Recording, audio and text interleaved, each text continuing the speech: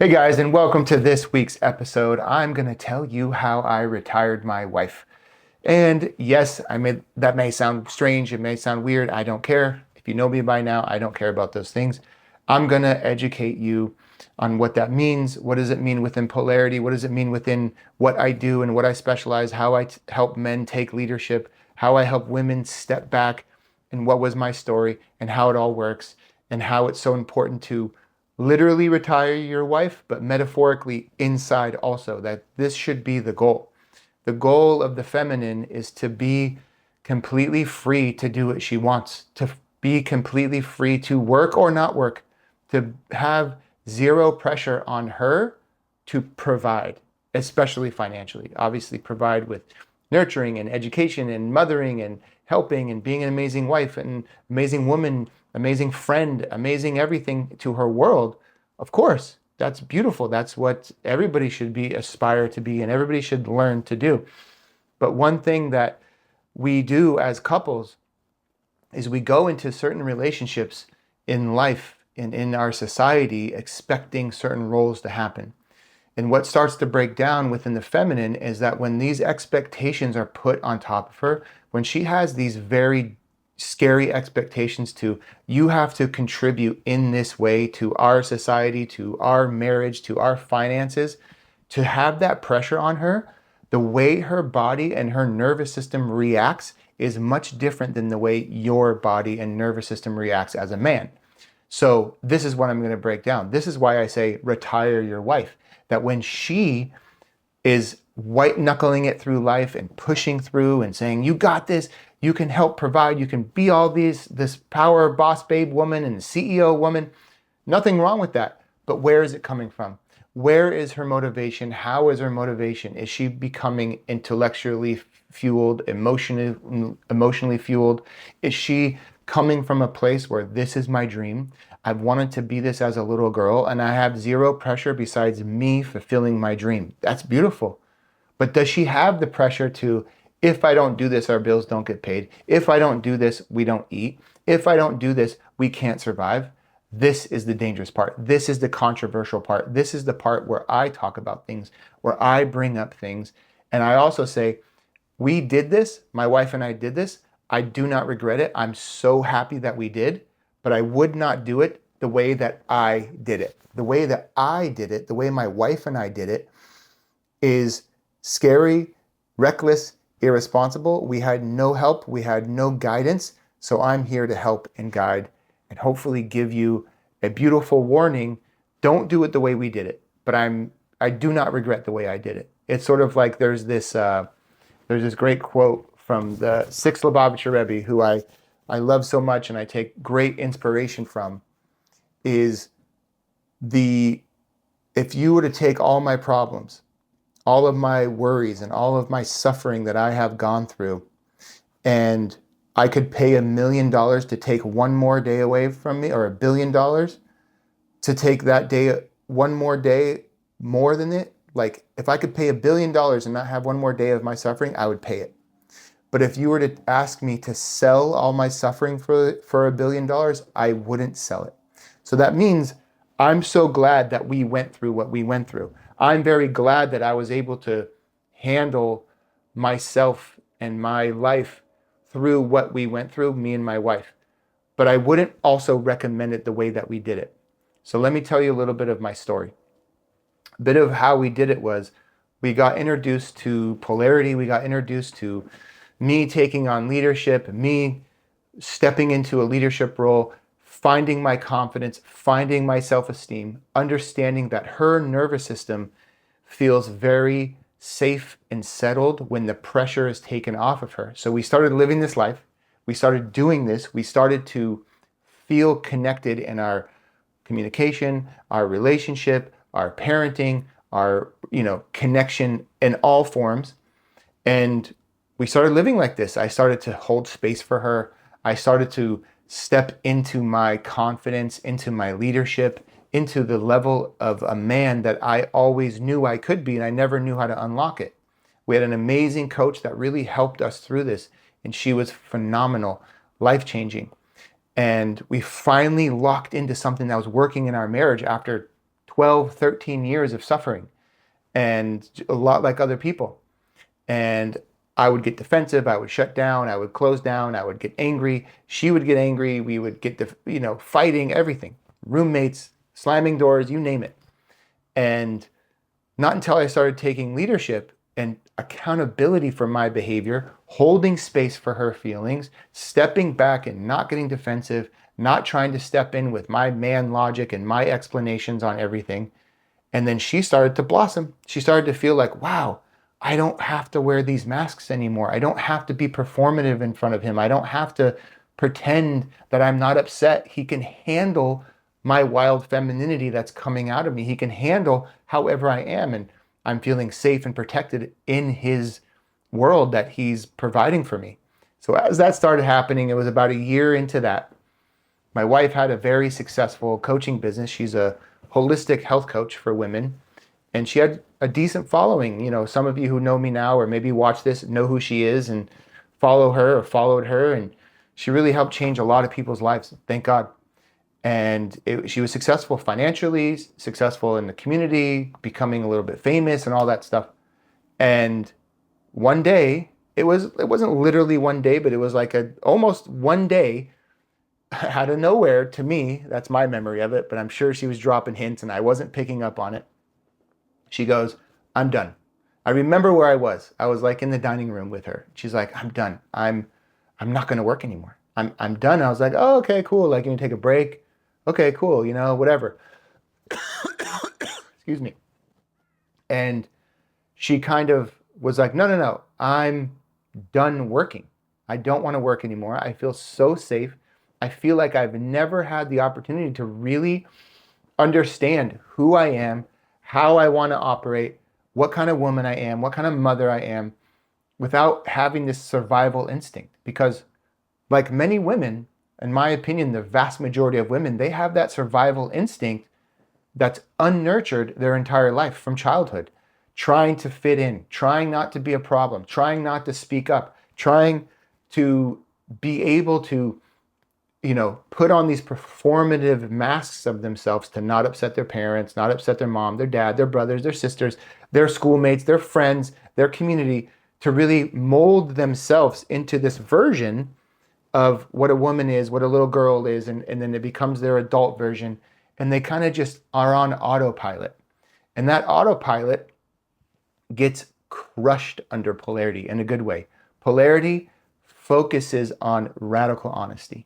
Focuses on who are you actually? Who is the person driving the ship? Who is the master character really behind everything? So when you start to expose yourself to this truth and you start to really navigate these waters of, whoa, who am I really? Especially for women. Women, as a survival mechanism, through their diffuse awareness, through their prefrontal cortex, their lizard brain, they live very much in scanning for safety.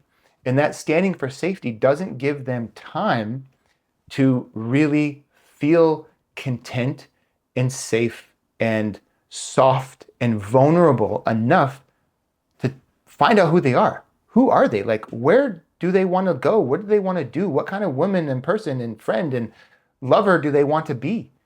And so what polarity does, it exposes you to slowing down, being very intentional on how you want to live your life, being very forceful in a good way of pursuing who you really want to be. And she came to that place after about a year of us learning this, doing this, living this, getting really good at it, fumbling through it, making lots of mistakes together. She came to a place where she had the guts. And now I look back at it, it's a huge compliment to me, huge, because she's actually saying, I don't have to hide this from my husband anymore. He's doing such a good job that I can actually tell him how I actually feel, that I don't want to work. I don't want to be a boss babe. I don't want to run my business. I don't want to deal with the credit cards. I don't want to deal with insurance. I don't want to deal with anything. I want to be a mom. I want to slow down and enjoy my kids and go on walks and sleep in and enjoy the fresh air and go hiking and put my feet in the sand. That's what I want. And to be honest with you, most women, if not all women, want that deep down, because that is the feminine nature, to be connected with the world around them, their children, nurturing energy, slowing down and planting themselves into breathing and growing. And so she tapped into that. She got the guts up enough to tell me. I did not deal with it well at all. I freaked out because at first I didn't believe her. I thought she was joking. And I freaked out. Not like a big fight or anything. I was like, oh, okay, cool. Maybe you'll work part-time. Maybe you'll take on one client here and there so we can kind of transition into this. And that's what we tried. And that would be my advice. So what we did is we went cold turkey. Tried it. We had to go cold turkey quick because my wife definitely felt safe enough to finally like feel she can do this.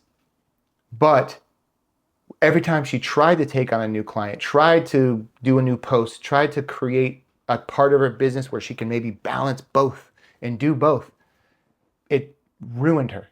And it ruined her to such an extent that she felt so fake doing it. Not fake in helping people. She's a natural helper. She's actually, God willing, she helps people secretly for no money. She does it all the time. And that's who she is. And now she wants to maybe do a podcast and all these beautiful things.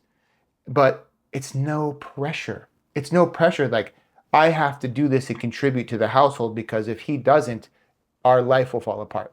Nope, I do that. I'm proud to say I do that. It's only getting bigger and better every time. And so, but it used to be that. It used to be coming from this place of, I have to do this because my husband can't or won't. And you've heard me say 1,000 million times already, women are 8 times faster at processing these things and getting stuff done than men are. They're beautiful multitaskers. They can handle everything and anything that kind of comes their way for the most part. And that development and that peace that she comes with a nervous system that is shut down, overwhelmed, overstimulated. Her progesterone goes down, her estrogen goes down, and it's very dangerous for her. Because what starts to happen in her body, because she's in that multitasking, because she's in her prefrontal cortex, it totally messes up her chemical imbalance. It totally messes up the way that she processes things, is in a relationship, is being a mother, all these different things. I hear time and time again, every single time I talk about this to women in my program, as couples, when I'm coaching people, they're like, yes, I feel like this. I'm not interested at night. I don't want to be intimate. I feel exhausted. I'm overwhelmed. I'm overstimulated and my brain is going, I have 1,000 tabs open at once and I don't feel any safety and connection for me to show up and be a loving, connected wife. Because everything she does is coming from a place of survival. So when she felt safe enough and happy enough and content enough to finally lock in to facing this to me and saying this to me, it took me about a year and a half, maybe a little over a year for me to actually get what was going on. I thought we can handle it, taper off slowly, but every time she tried, and it took us only just a few months that she would try and fall apart. To her credit, thank God she did. She's an amazing woman.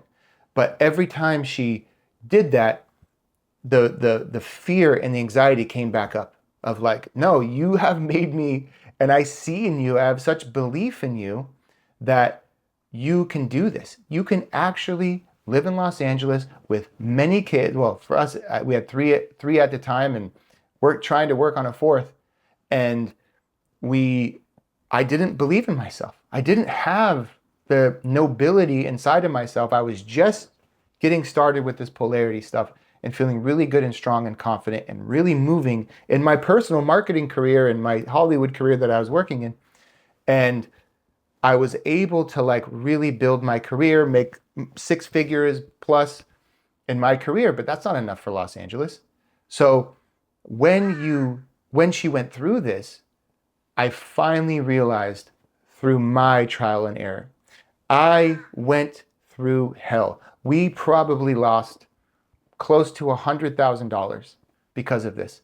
And this is what I wouldn't recommend. I now help couples when they're ready to do this and they're actually really diving into the deep, deep levels of polarity that I talk about and that I represent.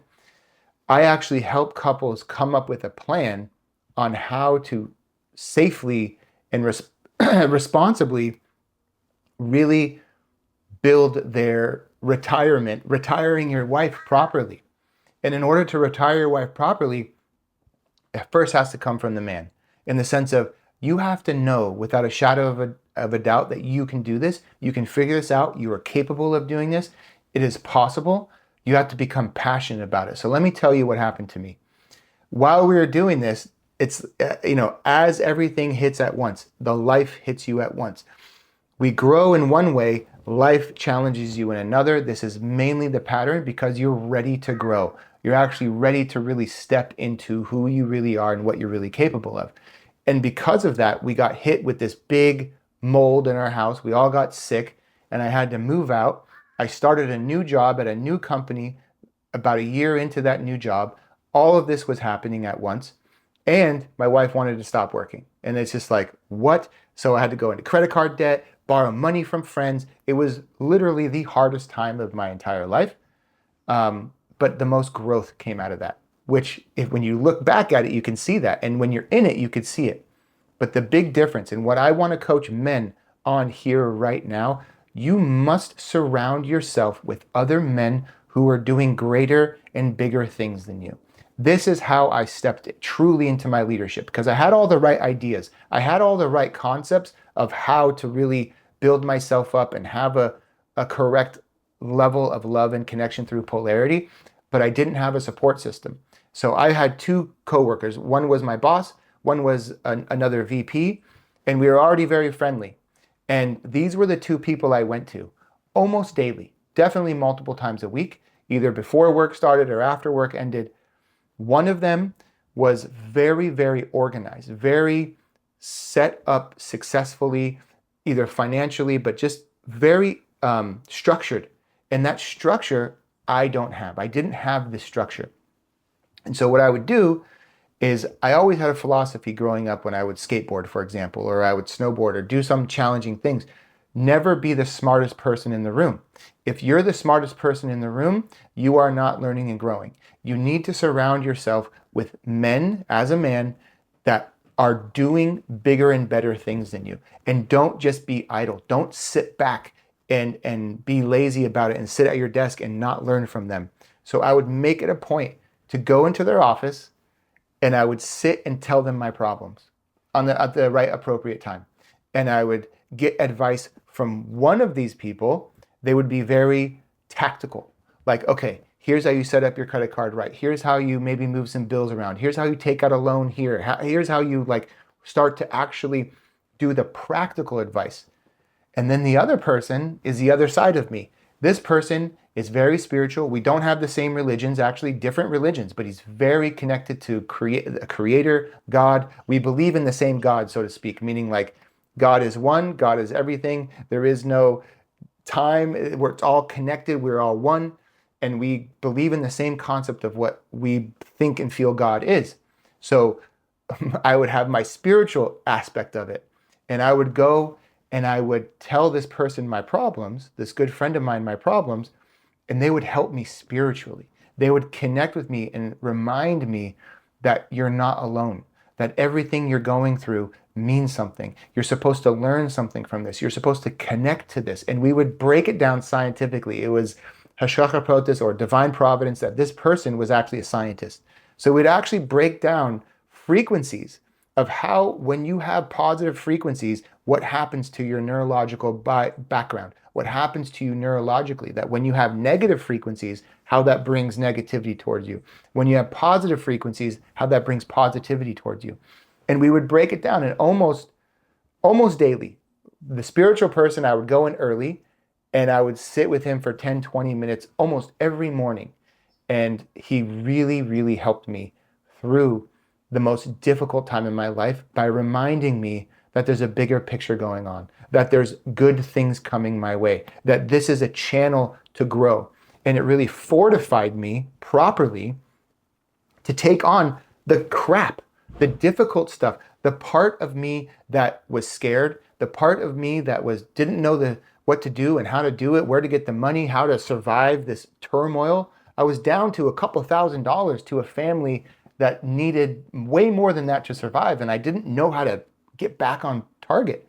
And then I would go to my other friend, my boss, who would help me practically, to give me practical advice, practical step-by-step how to do it, what to do, who to call, how to do a side hustle, how to do all these different things. And the reason I'm telling you this is because this podcast is about how to retire your wife.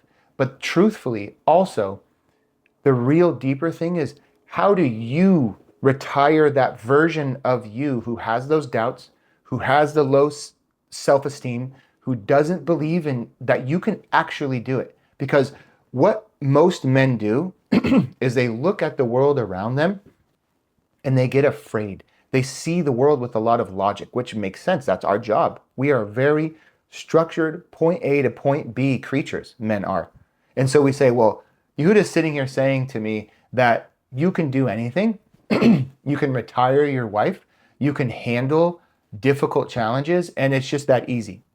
I am saying that you can, but you're only going to get there if you are crazy enough, in a lovely way, crazy enough to know that you can, to believe that you can, that you're not stuck in this version of yourself. You're not stuck in the scary, limited version of what you actually are and what you think you are. Because it's not about who you are right now.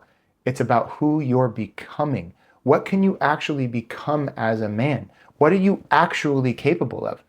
And we all have this vision in ourselves of either starting our own business, working our way up a ladder, being able to push ourselves harder. But where does that line cross? Where does it take me from thinking about it to doing it? And you have to be dumb. You have to. I just saw a beautiful video that there are a lot of people that are much less educated than you are. They're dumber than you are, but they're more successful than you because they don't sit and weigh everything. They don't sit around and say, well, if I do this, this will happen and this will happen, and they get nothing done. You have to be able to actually take risks. And so what I have a gift of doing, and I was born with it, and it's been cultivated, and it's been trial and error. I've had learning disabilities my whole life, ADD and dyslexia, and probably put an H on the ADD. I don't know. I don't care. These are symptoms. And these symptoms have made me fail my entire life. What do I mean by that? It means that I'm not afraid of failure. I got F's my whole life. I sucked at school my whole life. I dropped out of high school at 17 years old and got my GED and went right to work and finished college at 20 years old. So I'm not afraid to fall down and get back up again. Fall down and get back up again. I skateboarded for years and years and years, and that is skateboarding. You fall down and you get back up. I always recommend young men, if you have teenagers or even before teenagers, do jujitsu, do skateboarding, do wrestling, do something where you will fail, where you will get beat up, where you will lose, and test the kid that way. Get them falling down and getting back up. You need to create these patterns inside of yourself. And if you're a man listening to this right now, if you're a wife sending this to your husband, are you doing something where you purposely are uncomfortable and failing? Because this builds resilience. On a scientific level, this releases oxytocin and testosterone and cortisol, that you're fighting the cortisol with your testosterone. You're building the stress hormones and the shock proteins, and you are actually becoming stronger. You are actually building a more resilient version of yourself mentally and physically when you hit adversity. It does not work that way for women. When they hit this level of adversity and stress and overcoming challenges, their progesterone and her estrogen goes down, her oxytocin gets depleted, her cortisol spikes, and it is not healthy for women. That's why the whole boss babe and feeling stressed and feeling like you have to make it is not good for women. So I always have a sentence I like to say in my podcast and what I teach and everything. Women shouldn't have to work. Break that down. Think about it. Women shouldn't have to. Can they? Can they go out and make $1 million because they love it? Can they write a book, open up a shop, open up this, do fashion, whatever women are into, whatever they love doing, it doesn't matter. They can have a caterpillar farm for all I care. But are they doing it because they have to or because they love to? When they do it, when they love to do it, and it's a passion and they can start and stop when they want, they could begin and end when they want. This is where blessing comes from. This is where her nervous system grows. This is how her nervous system grows. When she is able to really start and stop when she wants and grow into it when she wants and be able to build her career however she wants out of zero pressure because her man's got her, then you have to learn how to be the man to give her that lifestyle. You have to learn the skills that I went through, that I'm telling you on this podcast right now, that you are capable of doing this. You're capable of bringing this type of awareness to yourself, the level of discipline that connects you to a higher power, whatever that may be. To me, it's God. Whatever your upper version is of that, then you can connect to, hey, you have help. You are not alone. Things are going to work out for you. And then you take that feeling and you bring it in to the structure. You bring it into, how do I do it? Where do I do it? What's the plan? What are my affirmations? What's my daily challenge? How am I surrounding myself with men and women or whoever that are doing bigger and better, more amazing things than you are? Because that's how you can learn. I saw a great quote the other day. I forgot who it was, some billionaire. They asked him, if you lost all your billions, what would you do to start over? What's the first technique you would start doing what can we learn from you, from your wisdom to start over in this? And he said, I would go and sit with other wealthy people. I would go to a country club and I would just be around them.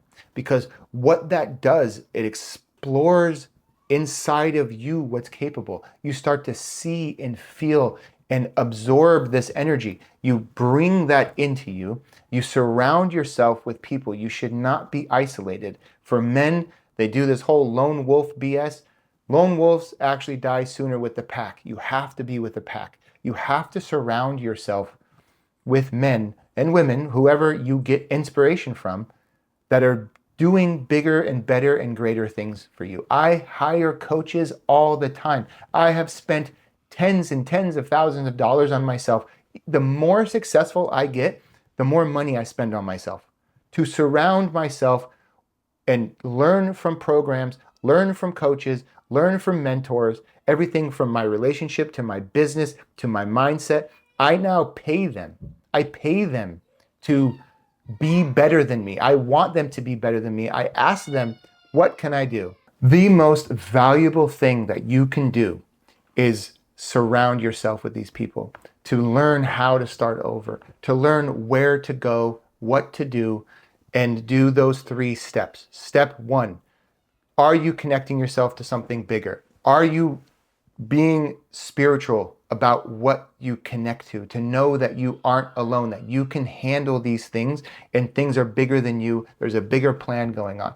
2, are you able to be and surround yourself with a man or a group of men or women or whoever that are very organized, that are very structured, that you can come up with a plan, do a plan, connect to the plan and execute it and be held accountable?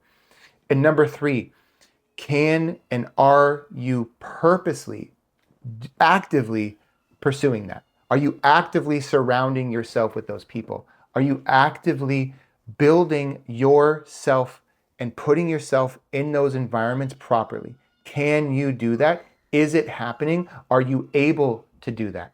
So it's so crucial that you build yourself into retiring your wife this way. And this is the clearest path to truly actually retire your wife, which really deep down, like I mentioned earlier, is like, how do you retire that voice inside your head? How do you retire the negative, doubtful version of yourself as a man that feels like you can't handle it, like you can't do it? You need to have a plan.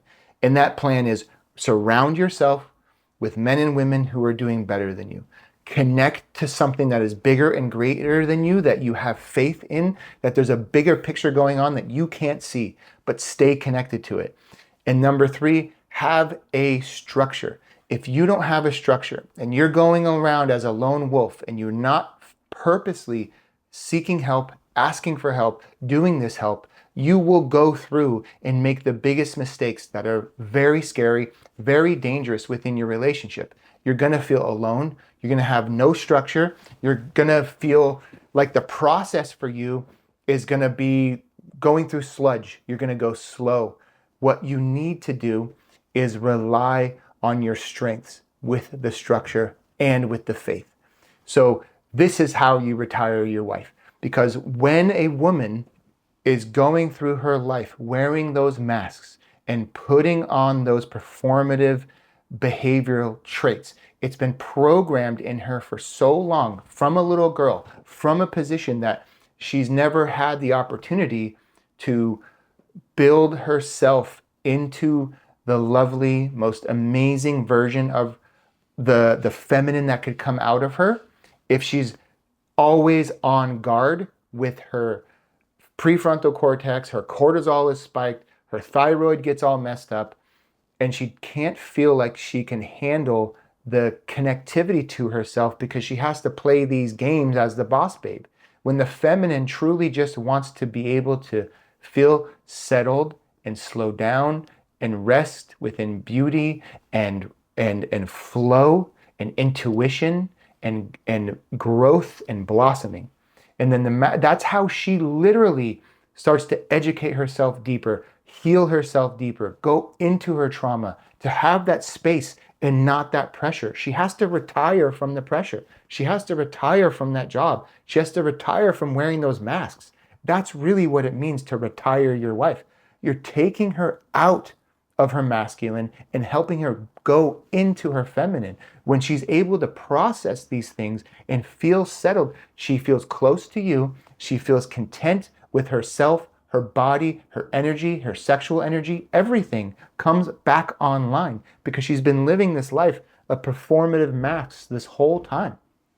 And then how do you as a man step into that helping and the healing and the process that she can be that level of feminine? It's when you purposely surround yourself with greatness, that you purposely place yourself into uncomfortable situations, that you purposely rely and believe in yourself. That the more that you do that, the more that you show yourself that you're not alone, that you can have structure, and that you place yourself in uncomfortable situations and you process these things properly, this is how you retire your wife. This is how you retire that version of yourself that thinks you can't be a multimillionaire, that thinks you can't handle difficult things, that thinks it's not fair. He was delivered a different card than me. I have these circumstances. He doesn't have the same circumstances that I have. Who cares? You gotta be a little bit delusional. You have to know that I can walk through this fire. And then she starts to lift you up. She starts to believe in you. She starts to really see you as the leader and the king that you know you have in you because you're providing that safety. You're retiring her from all that performative stuff. You're retiring yourself from all of the negative self-talk, the low self-esteem, the inability to take action. So you have to get out there and you have to investigate these things deeply. And if you're not investigating these things deeply, she's going to stay in her masculine. She's going to stay in her prefrontal cortex. She's going to stay hypercritical. She's going to stay on top of you because she's better at it than you are. If you don't run yourself and run your self-esteem, she will be on top of it and you will not have a connected relationship. You won't have a developed version of her truth that needs to come out and grow and blossom. You won't step into your leadership and your strength. This is how you flip all of this around. And I don't recommend doing it quickly the way we did. Go with structure, go with a plan, go with a healthy version of this that you can build yourself into this type of couple where she feels so safe, so connected, so real and content with the truth of who she wants to be and the truth of who you're becoming by showing this leadership, by locking into your self-esteem, the tribe you surround yourself with, and the actions that you take. Take massive action. As a matter of fact, that's pillar number 5 in my entire program, called massive action. So you have to be able to believe in yourself, be a little bit delusional, and know that you can retire your wife. You can actually, truly make enough money, build yourself up that way, and have a marriage that truly lives on this beautiful wavelength of her and her femininity, you and your masculine, and this is how it breaks down, and this is the process. I'm looking forward to the next one, guys. Thanks for tuning in. I'll talk to you soon.